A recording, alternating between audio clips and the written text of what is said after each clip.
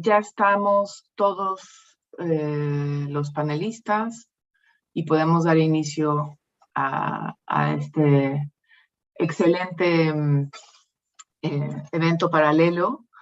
Sean todos muy bienvenidos. So, good morning and welcome everyone. La grabación. Sí, ahí está.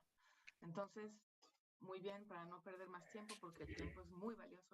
To not lose any more time, because time is valuable, an account of the time of the morning. I would like to recognize Janet Sanchez, the Director of Natural Resources Division, ECLAC, for a few welcoming words and introduction to this excellent panel on opportunities for Latin America and the Caribbean in the integration of biodiversity, sustainable agriculture, and transformative action by women, indigenous peoples, and local communities and local governments to advance SDGs 5, 14, and 15. A very long title, but that we hope will anyway be encouraging. Thank you. Go ahead.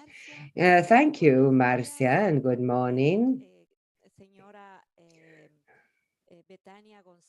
Betania Gonzalez, National Director for Biodiversity and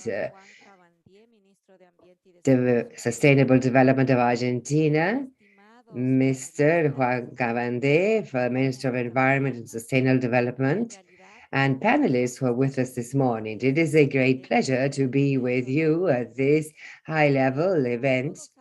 As we all know, the COVID-19 pandemic has led to a rise in poverty, especially affecting women, the rural world, and marginalized communities such as indigenous people and Afro-descendants, and who also frequently suffer the most intense impact of degradation and, of course, the loss of biodiversity.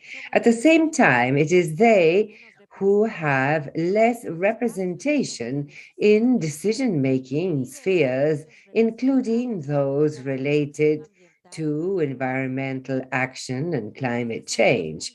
The fundamental challenges of a region that stands out precisely for its biocultural wealth, but that has not been sufficiently included and appreciated in its development process lies precisely in their real and concrete integration to specific territorial spaces. And that is why we've organized this parallel event together with the government of Argentina to show that it is possible to implement positive practices related to multidimensional development that is sustainable. And for this, you have been convened excellent representatives and that can share experiences to show the positive side or with proposals based on experience of more sustainable development.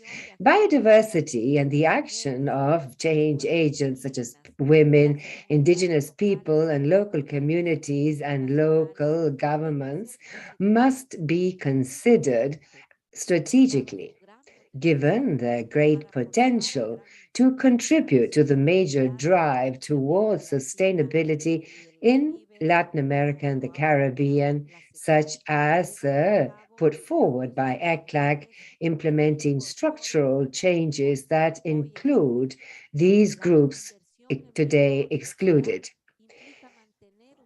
Biodiversity implies sustainable use and recovery of our natural heritage, and the surroundings is multidimensional, not only economic, but also social and environmental, and above all, in terms of human rights.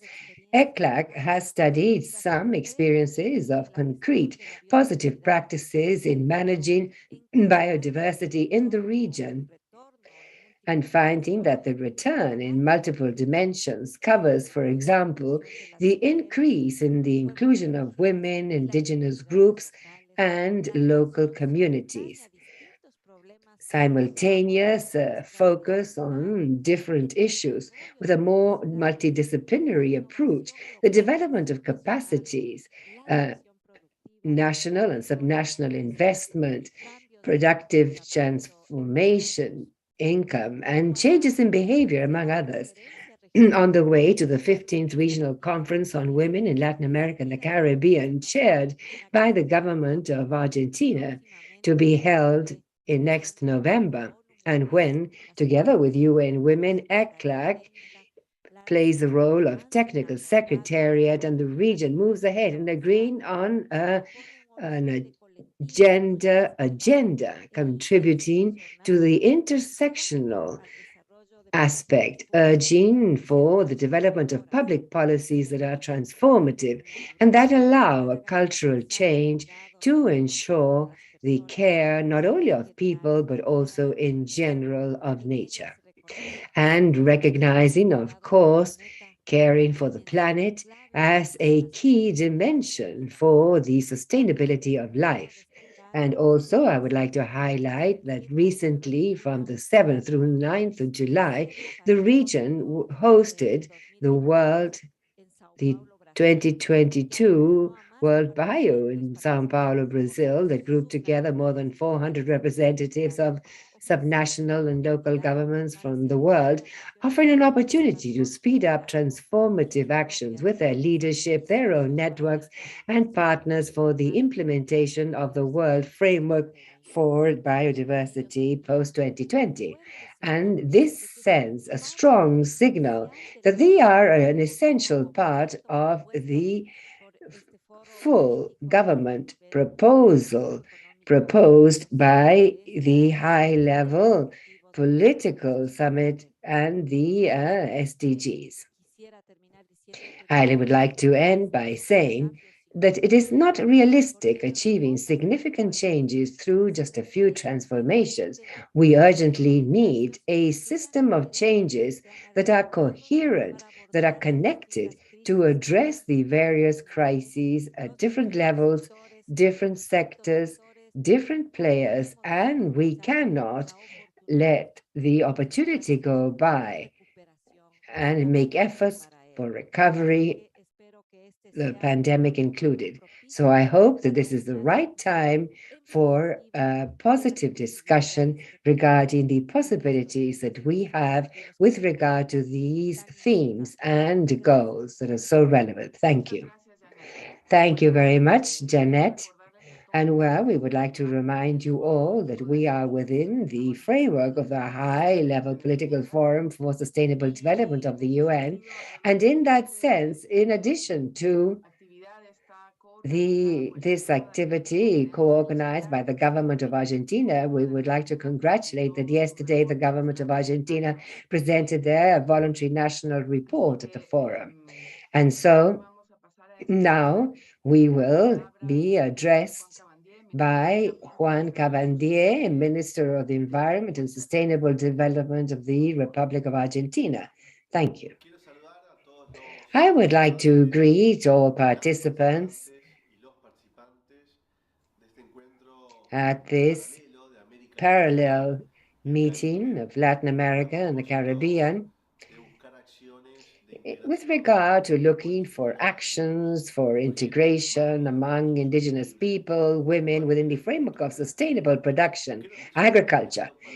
I believe it is a good time to reflect because evidently Latin America and the Caribbean, we are not those who most contribute to global contamination, environmental degradation. Those who most contribute were the central countries or in the northern hemisphere. Today, we are discussing the sustainability, the sustainable production in order to integrate, to include in Latin America and the Caribbean. We have many vulnerabilities, many social environmental shortcomings, many people living below the poverty line. And so we discuss sustainable development. But if the central countries, those in the northern hemisphere, continue to grow in these percentages, environmental degradation will continue to happen. And so the underdeveloped countries, there's a major debt with our people. The problem is not of the underdeveloped countries. The problem is the overdeveloped countries that have not considered sustainable development and have degraded the environment. That is why to blame humanity for the environmental shortcomings is an injustice. It is a small sector that has the tools for production that determine where the energy produced by the world goes. They contaminate, and they are not in agreement in changing practices. And so developing or underdeveloped countries, we are going to work to look for that sustainability, as we are already doing. We are already doing, despite the difficulties we encounter. But yes, we can say, and at the same time request, that the wealthy countries should take into consideration the sustainability agenda and may act quickly, modify their practices in order to achieve the 17 Sustainable Development Goals, and also to finance and help out those countries that are in development or are underdeveloped. Because to achieve sustainability, what we need is a lot of financing that today we do not have, because throughout history, wealthy countries have often prevented those countries that are in development to achieve that level of development. And so trade is blocked, and we have many countervailing duties. And so we need a fairer world. And the time is now right to discuss about environmental justice and social justice. Thank you very much. So we've heard the words of Juan Cavalier, the Minister for Environment and Sustainable Development of Argentina.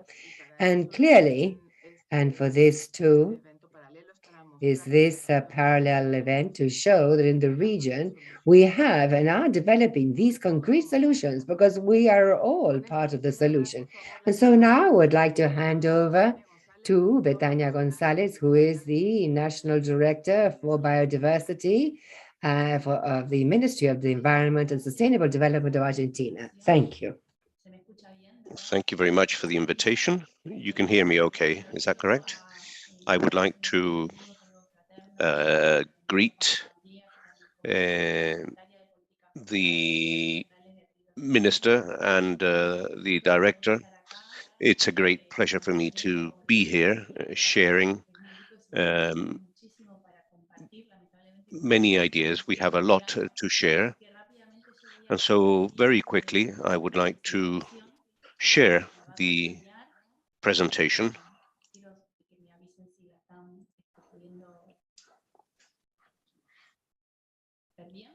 Se ve, solo falta eso. Perfecto. Perfecto. Muy bien. Disculpa, creo que bueno, me acompaña también en este encuentro Bárbara I am also accompanied by the technical advisor who is coordinating this process at the National Directorate for Biodiversity. As part of this agreement, we have CONADIVIO, which is the National Advisory Commission for Conservation and Usage of Biological Diversity. And at a national sphere, it is represented by all the state entities, non-government organizations, indigenous peoples. And here we work through a consensus, trying to bring together the strategy for biodiversity. And we have a leading, and this is the leading document of the National Biodiversity Strategy that summarizes our actions.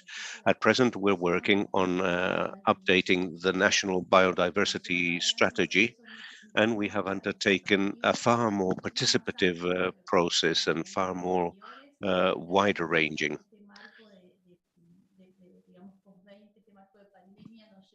And this poder ampliar la the pandemic has participación enabled us to expand participation digamos, cómo podríamos llevar and adelante has esta enabled us estrategia. to think about how to promote this Más strategy tiempo para pensarla en with términos de more time regionalización de la so that we política can cultural que tenemos project en this nuestro país. at a regional level and thinking Más about our participación cultural de diversity las in our provincias country y de los with países. Y en greater este marco, participation by provinces also. trabajamos también, además de And within this estrategias framework, in addition to the strategic hubs, which the strategy already had, we have also undertaken a cross-cutting perspective because we understood that biodiversity, that when it comes to biodiversity, public policies are often very separated from each other. And the idea that we have promoted is to have a comprehensive plan of public policies with different perspectives. So with a holistic perspective, including, of course, the gender perspective and the perspective of diversities, and to have a multi and intercultural approach and to understand health issues and with a focus on inclusive conservation. And of course, the approach of scientific knowledge. In this sense, as from the Ministry of the Environment, we have undertaken a whole series of programs because there are experiences in terms of sustainable use and that have been summarized or in a whole series of programs that we have undertaken and where we already have 20 or 30 years of experience. When we deal with flora, for example, and this has led to territorial experiences and to institutional coordination, which has been very solid and which has enabled us to obtain, to make some qualitative progress. We have worked with indigenous communities in different conditions, in different territorial and conditions and realities with rural communities. We have also generated value chains for products, and we have worked with the concept of restoration of forests. We have established community cooperative networks, and we have incorporated the gender perspective in the various cooperatives that have been established. We have also implemented a program to promote conservation and the sustainable use of biodiversity and agro ecosystems, and we are also promoting agroecology so that we can accompany this process that is already underway through different cooperatives and through family agriculture. And so this is an opportunity to strengthen all this, and that is indeed what we're doing now. We have also incorporated a process for inclusive conservation so that we can work with conservation in with indigenous communities and enhance the development potential of those communities, understanding, of course, that these are territories that today possess a tremendous conservation potential, but communities need to develop, and we have a potential to promote conservation. We understood that this could also strengthen our system of protected areas.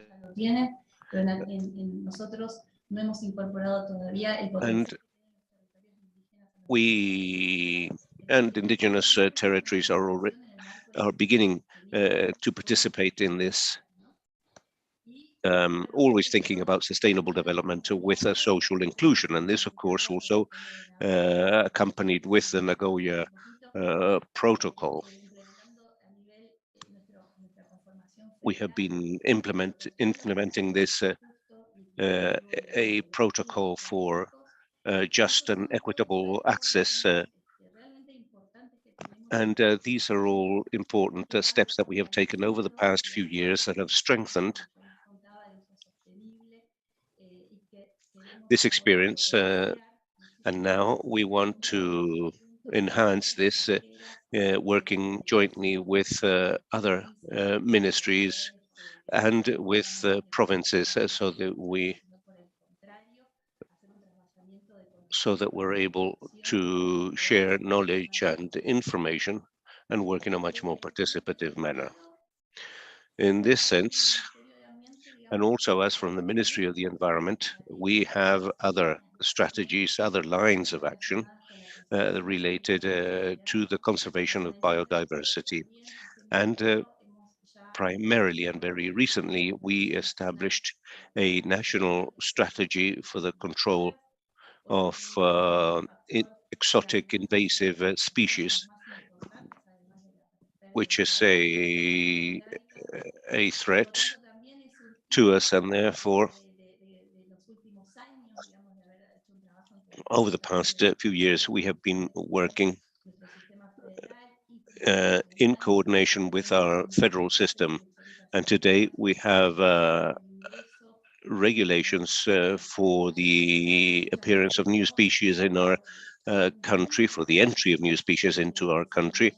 And we have changed what was being done in the past, analyzing the hazard that different species could entail. And after working on this for 5 or 6 years with a special team, we have a strategy and working groups that are poised to work around certain specific harmful species. And we're also working, as I mentioned before, in the incorporation of strategic lines to incorporate plans and programs to incorporate biodiversity into the planning of different plans and sectorial and intersectorial plans and programs. And in this sense, we are working in different sectorial areas with agriculture, with energy, and also with public works in order to incorporate biodiversity into decision-making early on. In general terms, for these projects, biodiversity only appears late on with these projects, and now we are making efforts so that biodiversity forms part of the planning from the very beginning of these programs. Now, we understood that we had to use a holistic approach. And I believe that that approach has meant that clearly has to do with regeneration and restoration. In other words, in all our actions, we incorporate this into all our plans and programs so that we can integrate this and work in the future on what we want to work, which is restoration, because we understand that the control of invasive exotic species, conservation plans, and so on have to do with restoration. And restoration is what we need. We need to restore our social links in addition to the adaptation to climate change, to the study of habitat and different ecosystems. This will also mean that we will create employment and reestablish the social fabric that is often damaged as a result of these extraction practices that displace people and biodiversity. So I thank you for your attention. I think I've used up more of my time. Thank you very much. If you have any questions, Barbara is here with me to answer any questions. Thank you, Betania, National Director of Biodiversity. And so that we don't waste more time, we will move on to the roundtable. We're running somewhat late with our agenda, and we also want to have the possibility to reflect and carefully listen to our panelists. So, Jeanette. Thank you, Marcia. Now we move on to the main dish, as we say in Latin America.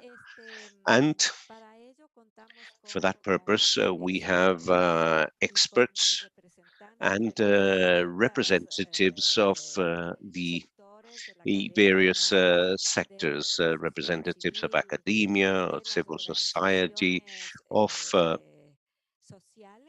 social organizations that have extremely valuable experience, and they will talk about the experience that they all have. I would simply like to introduce perhaps three context ideas. On the one hand, we are aware that those of us present here have knowledge. We're all experts on these issues. And we know that the SDGs will not be achieved unless we make a far bigger effort. Just this century, the rate of deforestation in our region, despite the fact that it was reduced by practically 50% in the last decade, it increased in 15 countries out of the 33 countries in our region. So the rate continues to be high.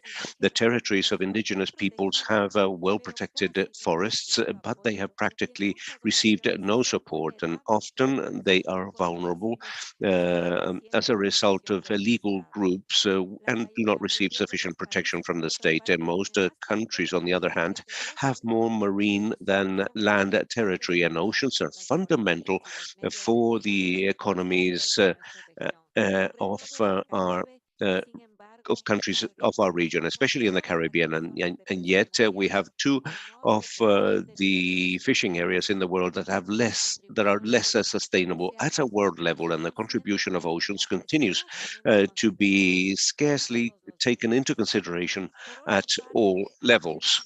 On the other hand, at a world level, women represent in 2018 around 47% of the labor force in the fishery, in the fishing sector, an important percentage of agriculture, and practically 2/3 of small farmers we know are women. Their contribution, the contribution of rural and indigenous women and of indigenous peoples and local communities in the sustainable management of biodiversity are crucial as a result of the knowledge that they have with regards to the management of natural. But they are underrepresented in decision-making spheres. So we have many challenges to face with this roundtable, to which we have convened you to reflect on these so very important goals that are 5, 14, and 15. There are issues, yes, but also there are practices and initiatives that fill us with hope. And so here to talk about these experiences, we have our distinguished panelists, and who will have no more than 5 minutes for their initial comments, and then we will move on to a second 3-minute round each. With the first 5 minutes, I would like you to tell us about your good practices, very concrete cases, and the challenges based on your respective experience. And for this, first of all, I would like to recognize Georgina Catacora Vargas, who is president of the Latin American Scientific Society of Agroecology. Georgina, the floor is yours. Well, thank you very much, Janet, and good morning and greetings to everyone. I thank the organizers for the invitation to be part of this panel, and I will now focus on the sustainable management of biodiversity based on agriculture. This on account of its relevance for the conservation of land and sea ecosystems, but also the socio-ecological dynamics of women and indigenous groups. I will address this with 5 points. First, as a sort of introduction, there are fundamental reasons for sustainable management of agriculture based on the integration of biodiversity. Some of these motives are the great extension covered by agriculture and, of course, the impact. According to FAO data, agriculture represents a third of land, and the other two-thirds are used for livestock.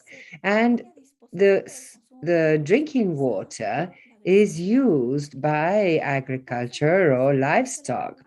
And unsustainable agriculture, not all forms of agriculture, but unsustainable agriculture uses 80% of all space assigned to agriculture. And this is one of the main causes of the loss and deterioration of biodiversity, but also the pollution of land and soil, the greenhouse gases. And the other reason, the most important, is that there are alternatives that, in addition to being efficient, productively, also play important functions in terms of the restoration and conservation of biodiversity.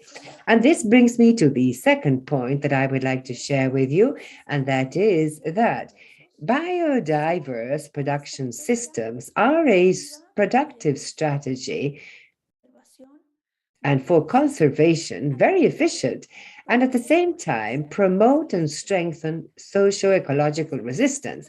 And here, an aside, because this is very important, and clarify what do we mean by these systems. Biodiverse systems are those where in a particular area and over time, over the different farming seasons, there is simultaneous production of different species and varieties in the case of crops, and also animals. This is an attribute, or rather the biodiverse attribute leads to many assets in terms of output and also the surrounding social and environmental areas. For example, recycling of nutrients in the soil, avoidance of pests, and all very important for the reduction and eventual eradication of synthetic fertilizers and others. But these biodiverse systems also introduce other functions such as the reduction of erosion, retention of humidity, recycling and climate regulation, pollination, and others. So it is at the heart of the search for solutions in view of the crisis affecting biodiversity, the climate crisis, and of course the food crisis. Some examples of these biodiverse systems were already mentioned in the previous intervention: agroecological systems, where we also have the agroforestry and herding and others. This brings me to my third point, and that is that agroecology is an efficient strategy for production, restoration, and conservation, and so therefore socio-ecological resilience. This is possible on account of the great density and wealth of biodiversity. And some examples of what this represents and the benefits created are, for example, peasants that do agroecology and within their trade and distribution cycles have about over 1,000 vegetables and different varieties. And so, unfortunately, the speaker's audio is broken. 10 to 15 kilos of biodiverse crops per square meter, equivalent to a kilogram of cereals, restoring the organic matter in the soil, humidity, and many other examples, which mean that agroecology is recognized by IPCC, the high-level panel of experts, as a strategy for conservation, but also the restoration of soil, water management, and others. My fourth point is that women and indigenous people, together with local communities, are key players in the implementation of these biodiverse systems. And this is a strategy for socio-ecological resilience.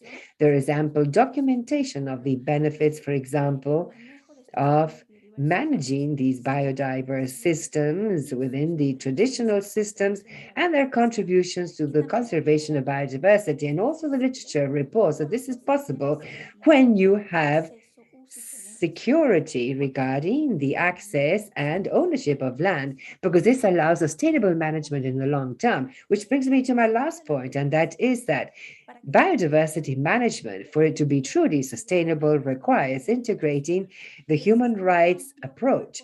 There is an ample legal body regarding this, not only the UN Declaration on the Rights of Indigenous People, but also others such as the Declaration of the Rights of Peasants Living in Rural Areas, and a recent resolution passed this year, and that recognizes the human right to a healthy environment. And so, to conclude, biodiverse systems are a very important strategy for the sustainable and integral management of the environment on account of the restoration and conservation capacities, and also are relevant to achieve human rights, and therefore an integral way to move ahead with SDGs for 14 and 15. Thank you very much, Georgina, for the effort to integrate these three dimensions. And now we move on to the next speaker, Ricardo Campos, who is president of the Indigenous Tourism Network of Mexico, to tell us a little bit about his experience. Please go ahead, Ricardo. The floor is yours. You have 5 minutes. Thank you very much, Jeanette, and good morning, everyone. I will be brief. I believe being able to share, analyze, and make proposals with regard to SDGs of the 2030 agenda in different sectors is transcendental and necessary. We want to effectively move ahead with compliance. As indigenous people, we share the global challenges that we're facing. Today, as has been said, we're in the front line facing climate crises, loss of biodiversity, poverty, inequality, and violence, and all issues that are further increased for our people, in many cases without a full recognition of our rights. And as people, we aspire to maintain our way of living, our practices and traditional methods and practices, looking for our own form of development in harmony with our beliefs. And for this, it is necessary to recognize these knowledge and practices in managing biodiversity, the generation of sustainable economic alternatives that are simultaneous contributions by our people, and in line with international conventions on climate change, biodiversity, sustainable development, and also these are agendas that are intimately linked to growth. And despite the issue of indigenous people, it has not been specifically and clearly developed under the 2030 agenda. It does have commitments of the UN member states in order to implement human rights and putting an end to poverty, fighting against inequality and injustice, and addressing climate change, all aspects directly related to the rights of indigenous people. And we therefore recognize the efforts made by governments in implementing plans and policies that allow the materialization of actions for the benefit of the population, indigenous people, and our biodiversity. Likewise, we recognize the spaces made available for participation, such as this one, and as well as other enabling conditions for the engagement of indigenous people. And despite having a long road ahead, And without a doubt, these changes may reduce the gap between what is written into the agenda and what actually happens in reality. That, by the way, it is our feeling that there is progress being made, but we are taking still the first steps and moving from paper to action and outcomes. And albeit the 2030 agenda is not binding in recent years, there have been studies crossing with other instruments such ILO declarations and the Declaration on the Rights of Indigenous People and others such as CBD, the Hanmoya Protocol, and with national frameworks for biodiversity plans or the issue of national contributions, nationally determined contributions that allow giving a greater drive and cause to the 2030 agenda. Harmonizing and including this dimension in our national plans, that is, having state policy for the implementation of the agenda, we are convinced that may constitute a great opportunity in order to move ahead in our commitment to make sure that no one is left behind and turning into reality one of the most deep felt needs for our people. And this is a very important dimension that we've identified is a synergy of possibilities with Indigenous people. And second is the generation of local indicators, hearing of experiences with in platforms for Indigenous people and Indigenous monitoring systems that seek to reduce the fact that they're made invisible and show the contribution made by Indigenous people for these international goals. An example of this are the local perspectives of biodiversity within the framework of the CVD and or the IPLC, an exercise made at community level that have addressed territorial rights, the implications for Indigenous people in protected areas, lands and territories, as mentioned earlier, safeguarding traditional knowledge, and which has been an important way of appropriation and empowerment of these communities. And to conclude this first engagement, one key experiences in terms of good practices has been the drive and recognition, for example, of the cultural and community protocols and plans for territorial development. We have worked with them, and this implies different goals, different scopes, but their contribution lies are addressed comprehensively. This holistic approach to territory that we were talking about earlier, these protocols built participatorily have been key to better use of our territories and natural resources, and have also allowed reflection and empowerment by the community, which is essential here, having engagement and opening for women and young people. Recalling that often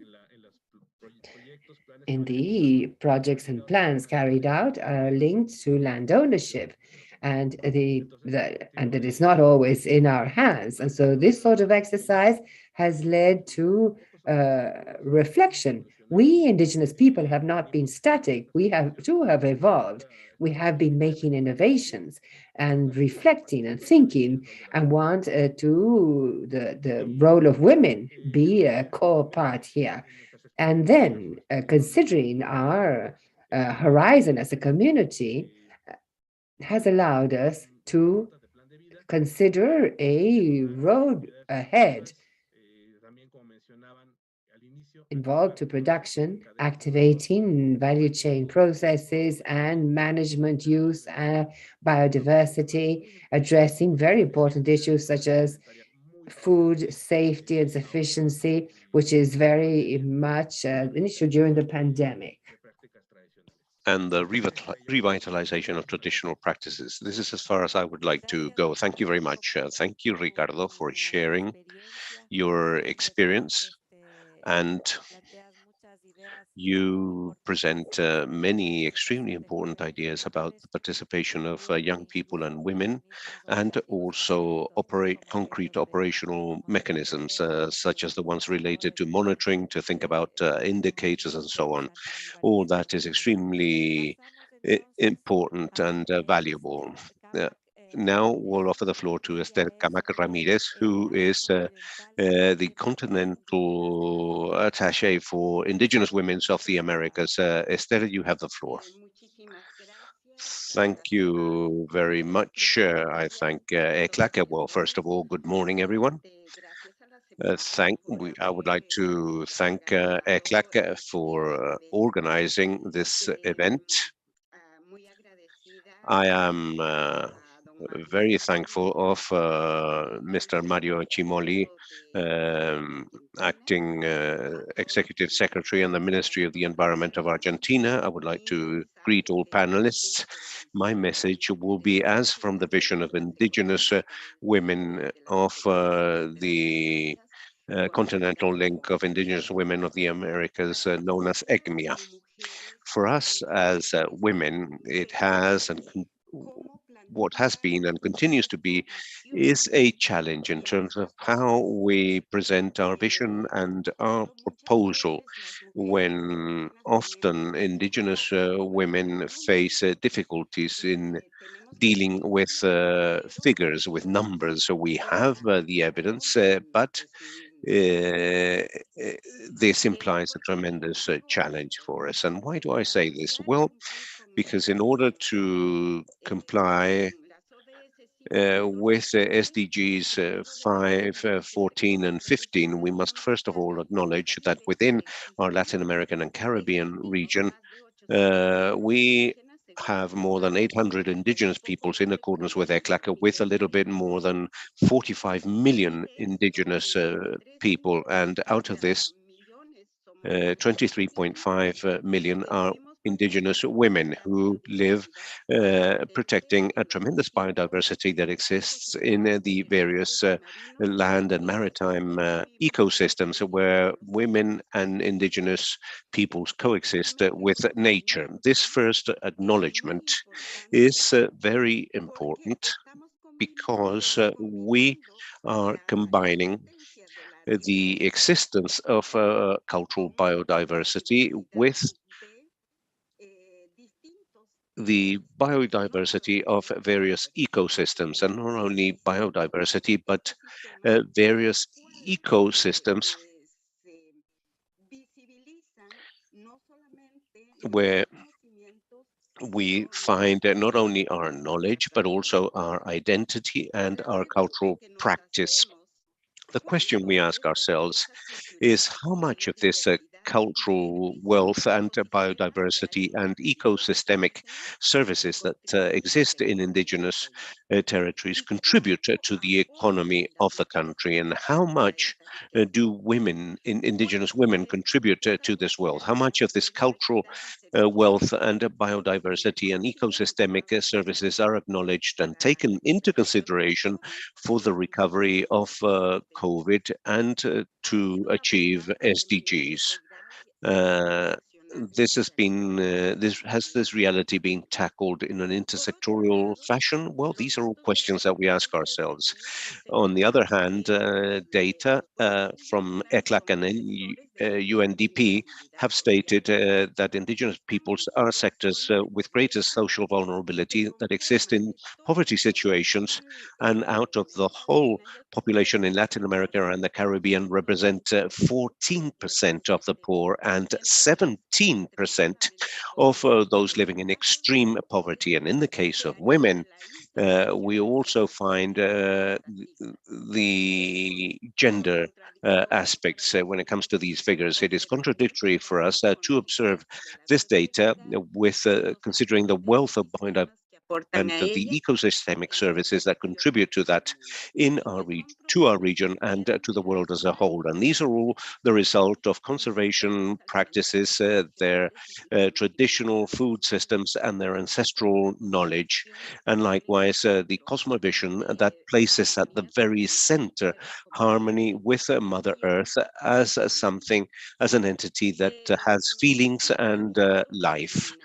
There is still discrimination, racism, and structural patriarchy that has not yet been eradicated. We always speak of reducing this, but for us, the challenge is to eradicate all that, and that has a tremendous impact upon the indigenous peoples and women. And this leads to that impoverishment of territories, land, and resources that have an impact upon traditional life systems. ECLAC has mentioned that the incorporation of or the lack of incorporation of indigenous peoples, and especially of women, has an impact on the inexistence of mechanisms of participation mechanisms, has indeed an impact on the policies that are designed, and we need to incorporate them. Now, with regards SDG 5, many countries haven't yet developed concrete plans and actions aimed at indigenous women in each one of the goals that have been established. In some cases, we have even fallen back because there is pressure on the part of powerful groups that prevent this recognition. There is still discrimination. We have not eliminated violence, and what has increased is violence within and racism within this COVID process against indigenous women. And in order to make progress with regards to this SDG, we must acknowledge that many indigenous women have adopted key roles as communal heads, defenders of the land, of territories, and of the environment. In fact, the indigenous territories have on average a deforestation level which is lower than that of other forests in practically the whole of Latin America. And this is as a result of the actions of indigenous women and indigenous peoples. Women participate actively in community work, the creation of women and of projects to benefit the population as a whole. And other women have acted as leaders in the structures of various organizations that represent indigenous peoples. For many years, we had not evidenced that active and visible participation on the part of indigenous women. Now, considering all this, I would like to mention some data as very concrete examples. We have the example of Jesusa Colima, who is a Yanesh woman from Peru, who has a coffee brand and who promotes the growth of sustainable coffee in her community. And based on this working experience, which is linked to the economy, she has promoted a process, a restoration process, and a recognition process of traditional knowledge. We have many examples in Latin America and the Caribbean of processes whereby women have been making important changes related to conservation and to biodiversity. I would like to conclude by stating the following. It is important to create those participation mechanisms, and there won't be progress in terms of reaching these SDGs when for us the three pillars are developed, and they have to do with social justice, environmental justice, and economic justice, because a lot of the pressure that exists when it comes to biodiversity refers to the model and to the lack of economic justice that exists in our region. And for us as indigenous women, it is absolutely fundamental to integrate these aspects that are related to social, environmental, and economic justice. And on the other hand, ensure land ownership, juridical security on land ownership for our indigenous peoples. Thank you very much for this opportunity. and that is our contribution as indigenous women. Thank you, Esther. Thank you very much for sharing your experience with us, which is certainly hopeful in the sense that gradually women are forming part of deliberations, and we're very pleased with that. But certainly, there is a long way still ahead of us. Now, we would like to offer the floor to another representative of civil society and of a productive organization. We offer the floor to Vivian Solis, who is an associate and founding member of the organization Coope Solidar of Costa Rica, which is a cooperative that works on issues related to marine conservation and human rights. Dear Vivian, you have the floor. Please remember that we only have 5 minutes for each presentation. Thank you very much for the invitation. And let's go to the sea, to the coasts.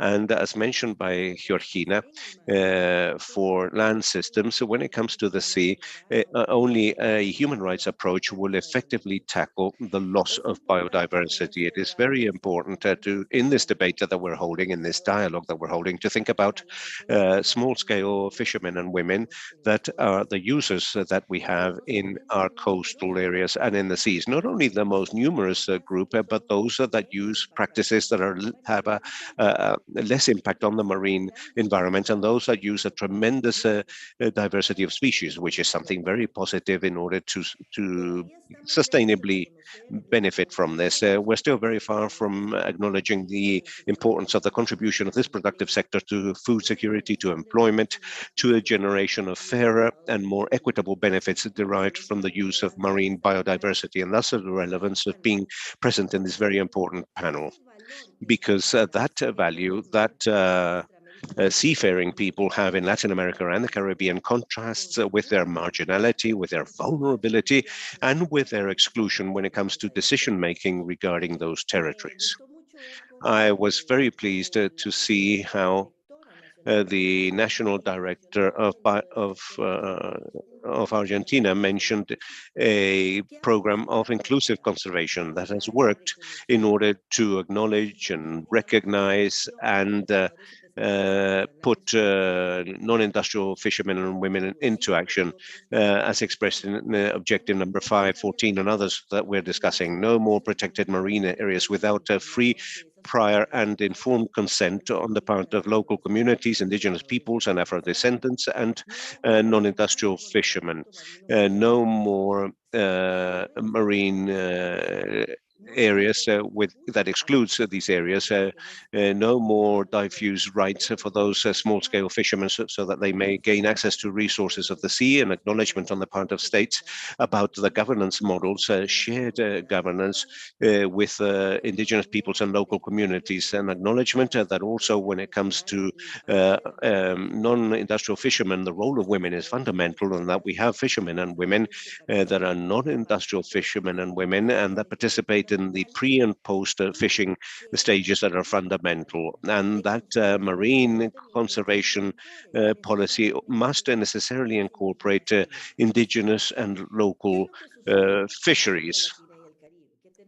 So what happens? We have a lack of ownership rights and rights to access to the sea, these scales. In a country such as Costa Rica, 8 out of 10 artisanal fishermen are not formal, have no fishing license, which means that the impact is that when we have a protected area under state governance, the first to leave the main door are artisanal, small-scale fishermen, because they're informal. So this matter of access and rights is essential for change and transformative action. Second, recognizing and respecting models of governance in these coastal and marine areas. We're already seeing a contribution to sustainability in these territories But the governments must respect and protect those artisanal fisheries sectors from the other sectors that compete, because we must realize that activities such as tourism, agriculture, and aquaculture may go against these sectors and attack us directly, sometimes unwillingly, on account of the informality and lack of rights. And so we must ask time and time again, for who are you doing sea conservation? Then third, recognizing the work done by women in the various fisheries value chains and appreciate their participation and their role in innovation. And here, adopt women to all aspects of national and regional policy. And the Congress UNOC in Lisbon on the sea has just ended, and there, artisanal small-scale fishermen made a call for action that is an opportunity for the planet to do good and effective compliance of the SDGs. And they spoke of these 5 fundamental elements, of which I have mentioned some during my presentation. And so it is crucial to have a human rights approach and bring this to the global framework for biodiversity discussion. Under the Convention of Biological Diversity and SDG 14, aspire to 100% of coasts and oceans properly managed. And where does the 30% come from? If we really should ensure providing a safe space for small-scale artisanal fisheries and recognize that these communities and people are the main caregivers of the sea, and we must give them access and their various forms of marine conservation, and that this traditional knowledge be recognized and the contributions being made already to the conservation and sustainability of oceans. I think we must also go far from traditional markets for fisheries produce and promote fair markets for products stemming from artisanal fisheries. Viviana, I apologize. Yes, I am concluding. The example that we bring is a network of responsible fisheries in Costa Rica that bringing together 22 communities, as you can see here on this map, and where the elements of fight for human rights of these fishermen have been the banner to ensure that it is possible to work along a line of sustainability. Approach through a fair market for producers on the left to consumers on the right of products that are very high nutritional quality and also at a fairer price. Subsequent to COVID has ensured that we provide important elements so that these sectors can organize. And so with this I end. We have a lot to learn from what is happening in the coast and the sea, and it is very specific. We cannot use the same systems, methodologies, and strategies used on land for the situation at sea. Thank you. Well, thank you very much, Vivian. I apologize for the limited time available. And now let's move quickly on to Sergio Graf, who is Secretary for the Environment in the state of Jalisco, Mexico. Sergio, the floor is yours. Thank you. Well, thank you very much, Janet Clark and the government of Argentina for the invitation to this panel. It is a pleasure with such a very interesting panel of experts. As our colleagues have said, there are 3 major challenges that we need to address as a global society. That is the loss of biodiversity, climate change, and inequality and poverty. These themes must be addressed in a responsible manner by national governments through cross-cutting actions. And that is why Jalisco establishes the 2 cross-cutting pillars to address these issues: substantive equality and climate change. But it is biodiversity, perhaps, the phenomenon that most issues is going to create in future in order to comply and turn around with these 2 major issues. Because if we lose biodiversity, we are creating a greater impoverishment of people and resources, and furthering the vulnerability that affect the most unprotected, that is basically women and children. And the issue of biodiversity is created by two major phenomena, that is deforestation, that affects the main conditions of biodiversity in Jalisco and the pollution of rivers and streams. And this in turn is on account of a agricultural development model that is common to many of our countries, and also in Jalisco has been a factor of great losses because it has to do with development based on commercial agriculture, thinking and whereas they think that the small scale farming is what leads to most losses, but it is not. It is the other way around. And so we have strategy, the state strategy for biodiversity and deforestation, a forestry policy, and with a framework for the forestry development program with a focus on indigenous communities and a special project protected agriculture programs. We're looking for new sources of conservation, such as the biocultural scenery, which combines the bioeconomy approach and all these matters and fire management. But one very important element that we have addressed in order to turn around a serious problem of the disassociation of farming activities and the conservation of nature and of the forest has been the strategy for the integration of biodiversity of agricultural and forestry, fisheries sectors, and now of tourism as well, allowing us to focus on two very important pillars. One of these is the development of productive chains free of deforestation, because we must address the drivers of deforestation that are mainly linked to agriculture, commercial agriculture, and livestock. And another point that Georgina explained very well, the consolidation of agroecology and biodiversity with in order to maintain the sources of food. That is biodiversity.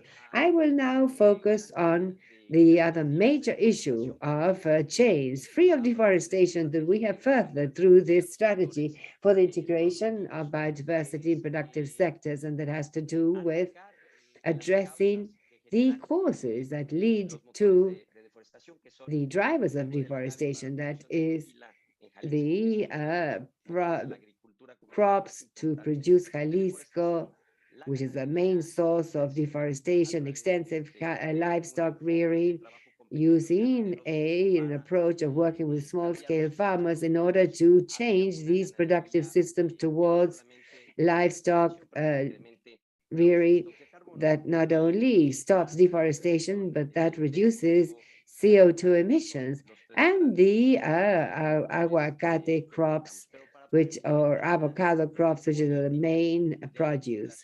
But to have this policy integrating different sectors, we need an institutional framework favorable to this. And for this, we have a decentralized local regulations through local governments with intermunicipal agencies that will allow us to link the biodiversity of policies for the territory and so reach these communities directly within the framework of an enduring institutionality. If there's one thing that we face as civil society, indigenous groups, and others, and that is that governments, we do not maintain the continuity of our public policies over time.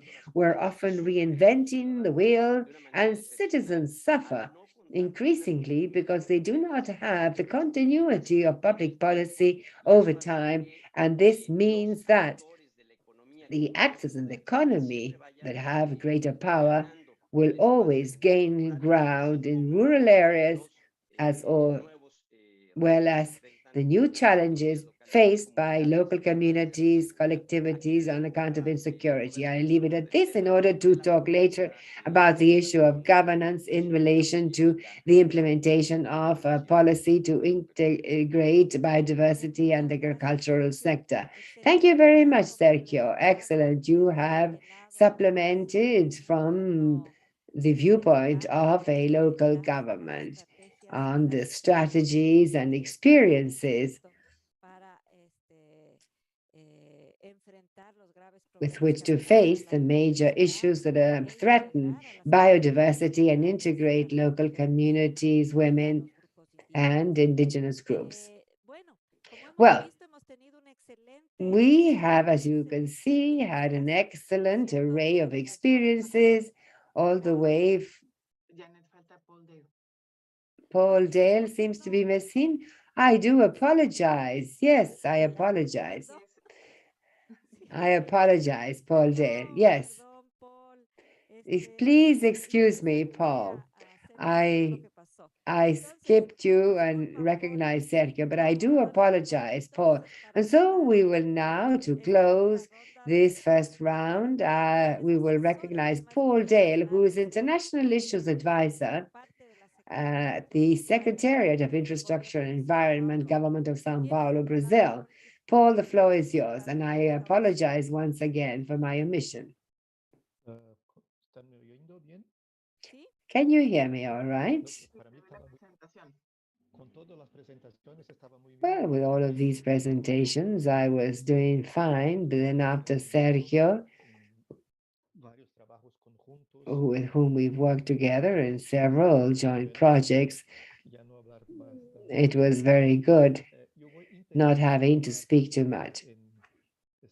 I will do my best to speak in Spanish. I do apologize if I move a little bit to Portuñol.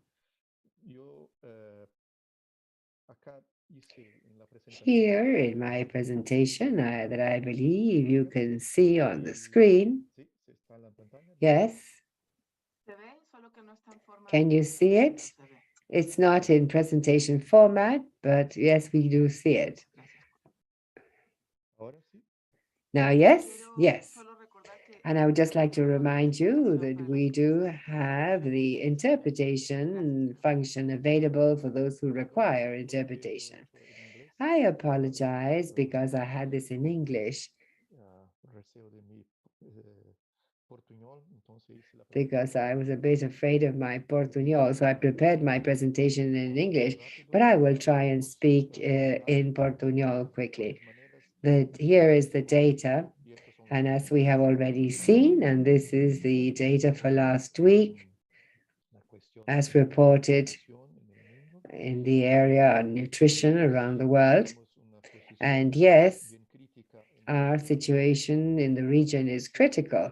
And as was said here, all the way since the first video from Argentina, this requires a good response. And I believe that the most important word for us now is learning. Learning to how to do things better and at the same time work together. I thank you, Jeanette,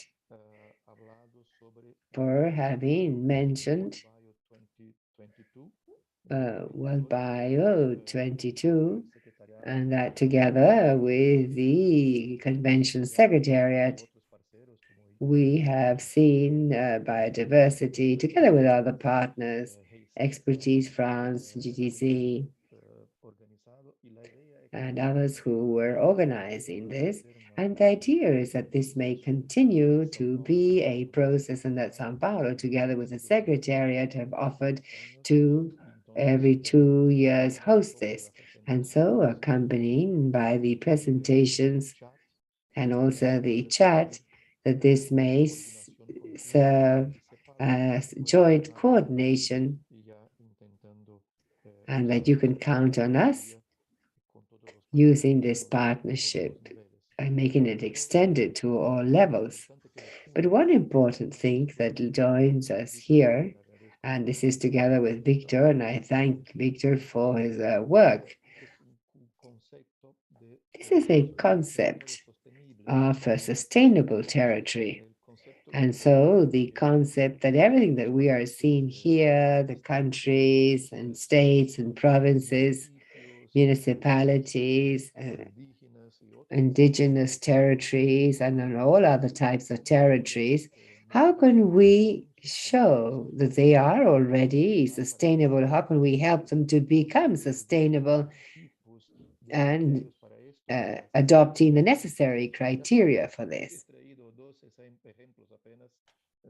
And I have brought two examples of this work. We have been working with a community, Quilombola, who are slave descendants in the southern coast of Sao Paulo, which is now a protected area created by them.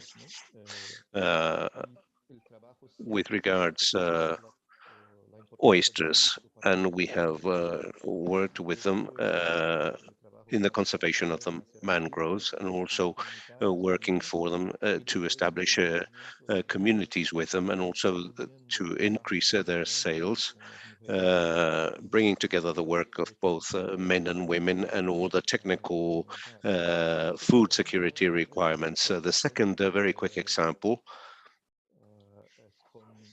is or refers to the Husara palm tree, which is typical of our Atlantic area of our tropical forest, and which is very important for fauna. And its main consumption was the palm heart, which was used as food. And so now the idea is to implement the use of the fruit, and with a balance of men and women in terms of the harvesting, the production, and the production of food products. So this is a very good piece of work that we have undertaken. And the last example is how to scale this up. And so all partners are working together with the biological diversity convention, and we're working with all our partners in this. And we're now trying to use, for example, the World Bio event so that this can become a process that can bring together all the working networks and all entities together with the Secretariat. And our invitation for you and for ECLAC is to work together. And the representations that we have today are the major routes in the Secretariat. And so the idea is to propose a more integrated action of these groups of men, young people, women, local governments, indigenous peoples, and so on. The second example is to work with other sustainable territories. And here we have a very strong network, the MAP program with geoparks and the UNESCO sites, working with biosphere reserves. And the UNESCO office in Uruguay is a good partner of ours. And I am showing here the Mata Atlantica, which is a market which involves the participation of all the stakeholders, of all the major stakeholders. And finally, the integration of agendas, as mentioned by Sergio and all other panelists, to integrate all the major international agendas that we have called the Rio Conventions. And we have an example here that I am showing here of Sao Paulo. After a lot of deforestation, we have a lot to restore, but for 10 years now, we have been able to stop doing that. And now we have, we call ourselves a restoration state. And we have over 1 million hectares of trees that have been reforested. It's called Reforestación, and we have a lot to learn and share with you as a result of this example when it comes to conservation, to reforestation, and so on. And so there's a lot that we can work together with you. And our suggestion is to choose a platform and work together. Thank you very much. Thank you for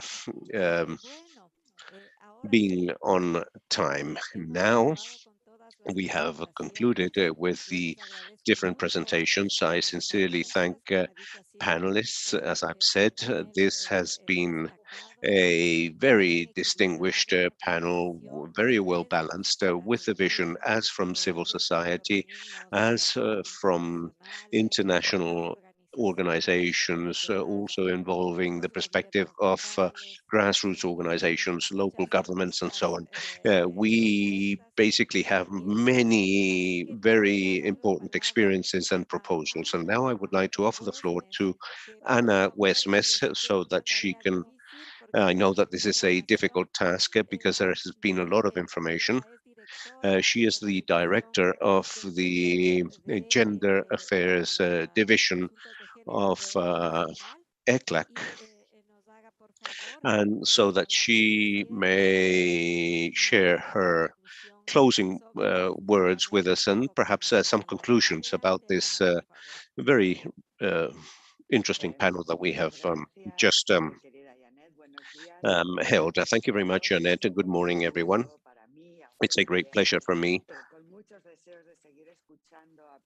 And of course, I still want to continue to learn and to discuss with you. And I thank you for being able to offer the closing words of this parallel side event that we have held together with the Argentinian government and ECLAC by two divisions, the Division of Human Resources headed by Janet Sanchez and the Division of Gender Affairs that I'm in charge of. We have spoken about how the environmental and climate crisis and the devastating loss of biodiversity that we are experiencing at a world level, and especially the impact that this has had in Latin America and the Caribbean, comes on top of a multidimensional crisis that was already present of a social, economic, and health nature, a region that is profoundly unequal and at the same time with a tremendous cultural and biodiversity wealth, as you have well expressed. We are talking of a sense of urgency in terms of changing our style of development, and this has formed part of the discussions, how it becomes increasingly urgent to move towards a world where we are able to integrate and establish strike a better balance between social development, economic development, and environmental development. Now, this change towards sustainable development, which is multi-scale at a national, local level. We have also heard about experiences at a subnational level from the state of Jalisco, local experiences such as the experience of fishing cooperatives in Costa Rica. But we have a sense of urgency in terms of advancing towards this multi-scalar model of sustainable development, where equality is the goal and where sustainability is also the goal, without leaving anyone behind or without leaving anyone outside. The Ministry of Development and Sustainable Development, Mr. Cavandier, has invited us to reflect on how to achieve sustainability, a global world where countries have common responsibilities, but at the same time differentiated responsibilities. And he placed at the very center the dimension of justice, environmental justice, and social justice. We have also had the opportunity in this panel discussion of referring to the opportunities that Latin America and the Caribbean have in terms of integrating biodiversity, sustainable agriculture, the transformational action of women, indigenous peoples, and local communities, as well as subnational governments in order to advance objectives 4, 14, and SDGs 4, 14, and 15. We have also had the opportunity, as Janet said, of sharing good practices and their interrelationship with SDGs. Obviously, I don't want to make a summary of this because this has been recorded and we will continue to discuss these issues. But I do feel when we look at the title and the panel, well, how do we start to discuss this fundamental idea, which is to transform and to achieve sustainable development in territories, in communities? And I believe that you have provided us with very good ideas that I would like to touch upon. First of all, Betania Gonzalez from Argentina spoke to us about the holistic approach. Truly, this is the time has come to integrate public policies, and Jordina Catacola also insisted on the human rights perspective. We have a human rights framework, we have agreements in place, we need their effective implementation. Ricardo Campos referred to the importance of what he called enabling spaces, how to begin with the acknowledgement of participation, with the contribution made by indigenous peoples, which is there, that wealth, that contribution, that cultural and economic contribution is there, but how we generate enabling space for this to actually crystallize. And Etnia also referred to biodiversity and mentioned a specific issue, which is economic justice.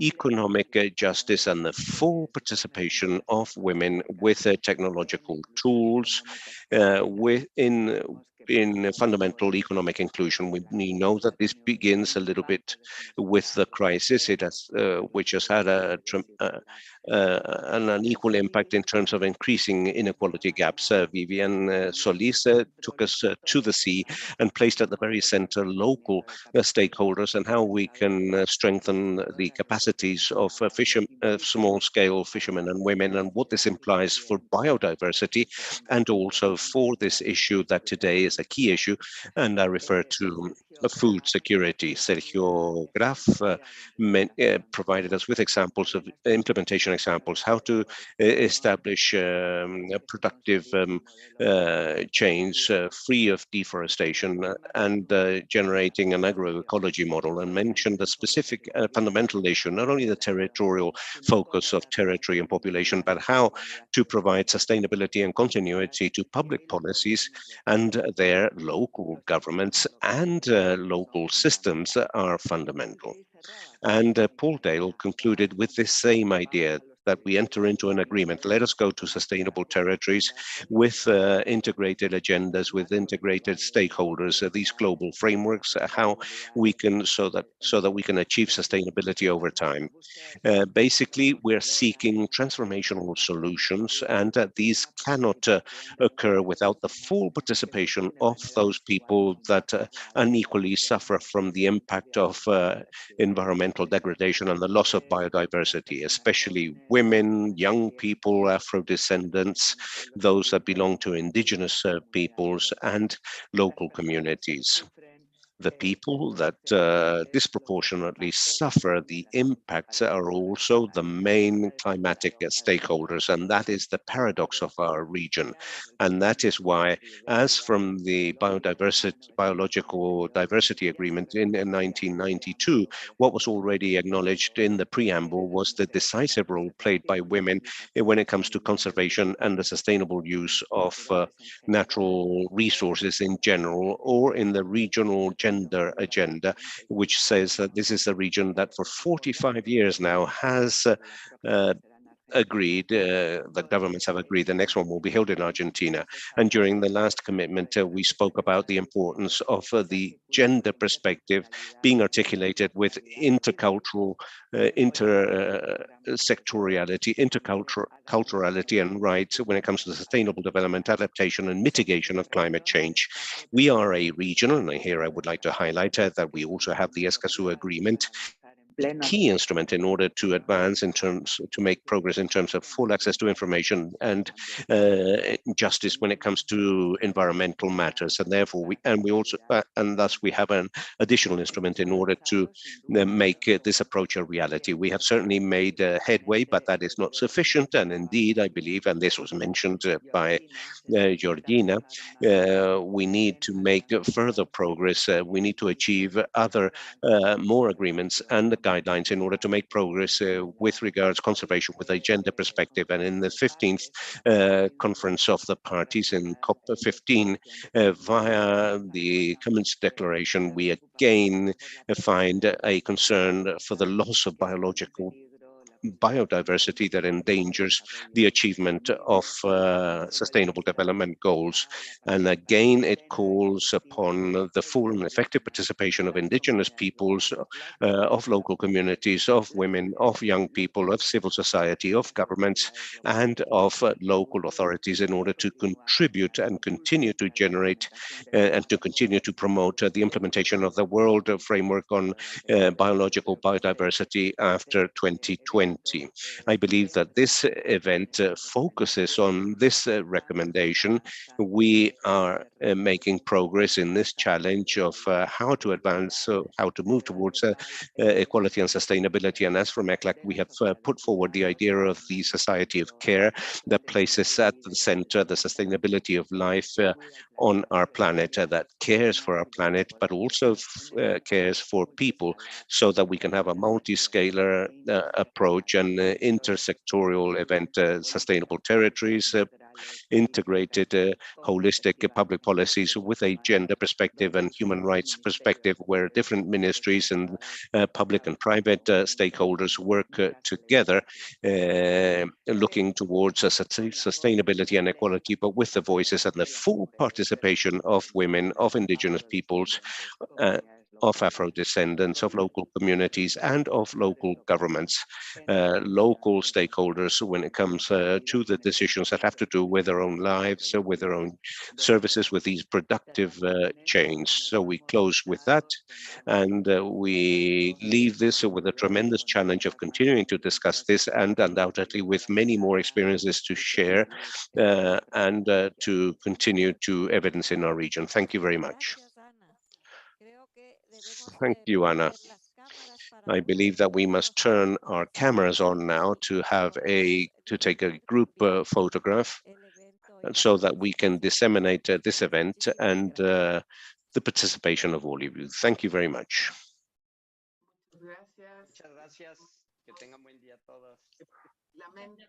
Thank you very much. Have a nice day. We regret that we haven't been able to listen to you more, and we thank you for having you present in this event that has been organized by ECLAC and the Argentinian government, and we will continue to be in touch in order to listen to all the recommendations and viewpoints that you will have, and that are all very interesting. Rafael, have you taken the photograph? Thank you very much, everyone. Yes, please, a smile, so that we can take the photograph.